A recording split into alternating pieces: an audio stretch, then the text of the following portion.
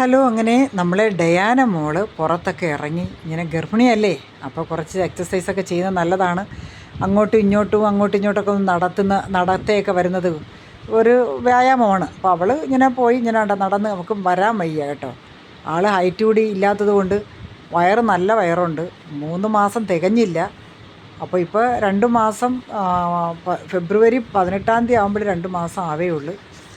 അങ്ങനെ ഇന്ന് ഞാൻ വിചാരിച്ച് എൻ്റെ ഡയാനേനെ ഒന്ന് കുളിപ്പിച്ചാലോ എന്ന് വിചാരിച്ചു. അപ്പോൾ ഡയാനയ്ക്ക് വെള്ളം നന്നായിട്ട് ചെറുതായിട്ടൊന്ന് വെള്ളം ചൂടാക്കിയാണ് ഞാൻ അവളെ കുളിപ്പിക്കുന്നത്.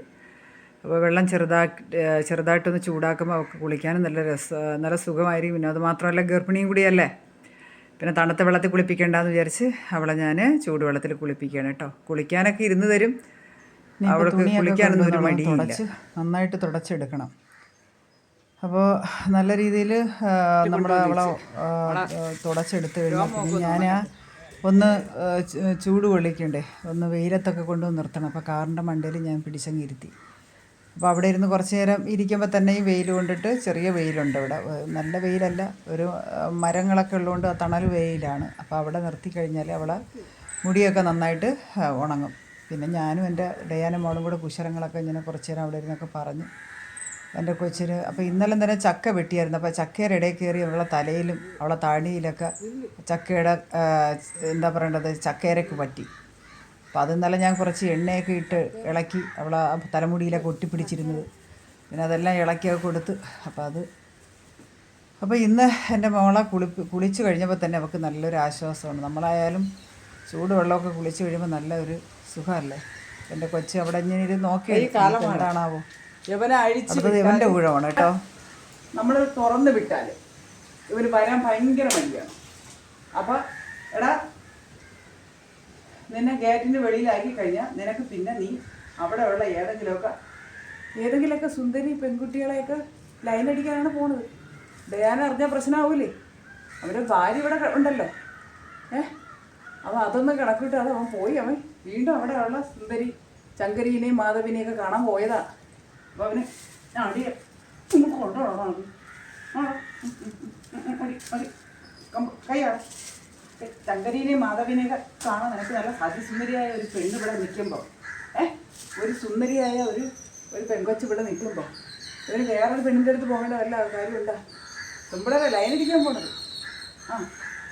ഒരു ഗർഭിണി ഇവിടെ ഉള്ള വിവരം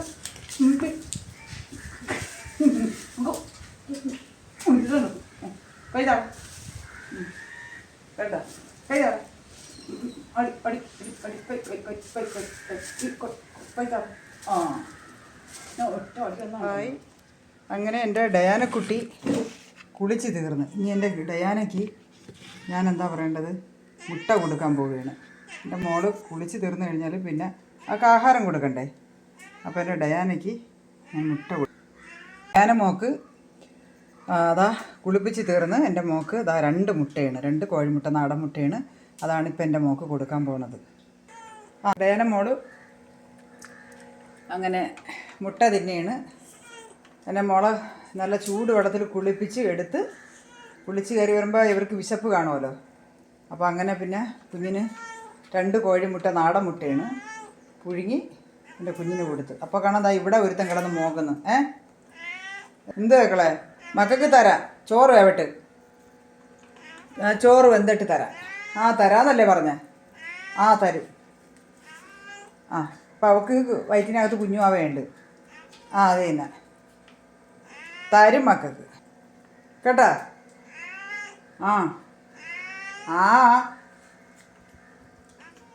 തരുവടാ, അവള് കഴിക്കട്ടെ കേട്ടാ.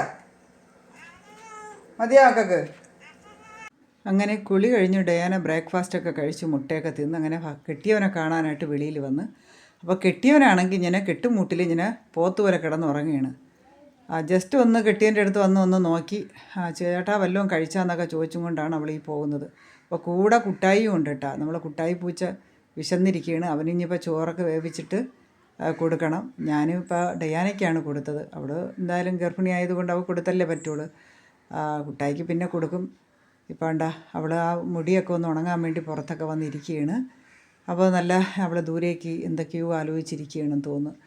അപ്പോൾ അവൾ ആലോചിക്കുന്നത് എന്താണെന്ന് നമുക്കറിയില്ലല്ലോ. അപ്പോൾ എന്തായാലും അവൾ കണ്ട എൻ്റെ കൂടെ നടക്കുകയാണ് അവൻ. എന്താടാ എന്തു പറ്റി? എൻ്റെ മക്കൾക്ക് വിശക്കുന്നുണ്ടോ?